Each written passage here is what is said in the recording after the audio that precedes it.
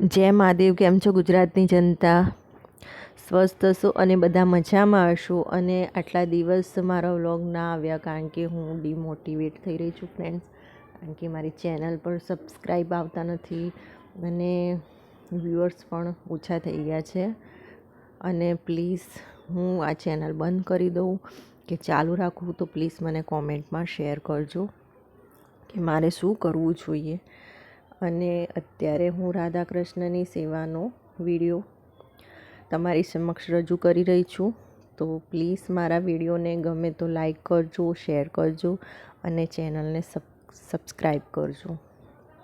સૌપ્રથમ ભગવાનને શુદ્ધ જળથી, ગંગાજળ થોડું મિક્સ કરીને શુદ્ધ જળથી સ્નાન કરાયું છે.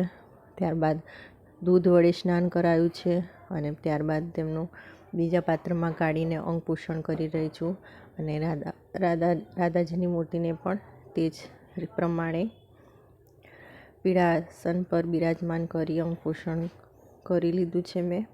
ત્યારબાદ સ્નાનમાંનું પાણી આપણે પંચામૃત તરીકે લઈ શકીએ છીએ અથવા તેને તુલસીના ક્યારામાં અથવા પીપળાના છોડમાં આપણે પીપળાના વૃક્ષમાં પણ નાખી શકીએ છીએ. ત્યારબાદ તેમને ઇત્ર માલિશ કરી રહી છું.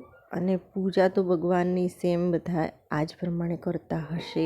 એમાં પૂજામાં એક પ્રકારની માહિતી આપી એવું તમે ના કહી શકો કે આ તો મારા જેવી જ પૂજા કરે છે. પૂજા કરવાની દરેકની પદ્ધતિ એક સરખી હોઈ શકે છે કારણ કે ભગવાન પણ એક જ છે, એટલા માટે માહિતી પણ એક જ હોય.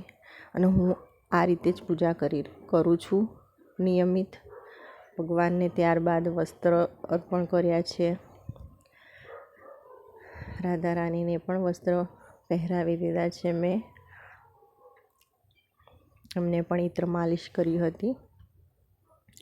અને દરેક અત્યારે તો ચાલે છે કે આ રીતે ભગવાનની પૂજા લગભગ યુટ્યુબ પર જોઈને થોડું ટીવી પર જોઈને શીખીએ છીએ. તો એનો મતલબ એવો નથી કે આ મારા જેવી પૂજા કરે છે અને મારા જેવી માહિતી આપે છે. ત્યારબાદ મેં તેમને હલ્દીનો ટીકો કર્યો અને તુલસીનું પત્ર અર્પણ કર્યું છે. અને રાધા કૃષ્ણને સરસ શણગાર કરીને તેમને દૂધનો પ્રસાદ અર્પણ કર્યો છે. અને એની અંદર તુલસી પત્ર નાખવું જરૂરી છે કારણ કે ભગવાન તો તુલસી પત્ર સિવાય ભોગ અર્પણ કરતા જ નથી અને એ ભોગ અમાન્ય ગણાય છે. ત્યારબાદ તેમની આરતીની તૈયારી કરી રહી છું અને એમની આરતી ઉતારીશ. અને પંખો તો બંધ હતો પણ બહારથી હવા ખૂબ જ તેજ આવતી હતી એટલે એના કારણે દીવો થોડો બુઝાઈ થઈ રહ્યો છે. ત્યારબાદ ભગવાનને પ્રાર્થના કરીને હું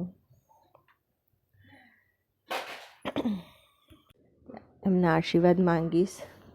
સો ફ્રેન્ડ્સ, આ હતી મારી રાધા કૃષ્ણની સેવાની પૂજાનો વિડીયો. પ્લીઝ મારા વિડીયોને ગમે તો મારી ચેનલને સબસ્ક્રાઈબ કરજો અને મારા વિડીયોને શેર કરજો અને લાઈક કરજો.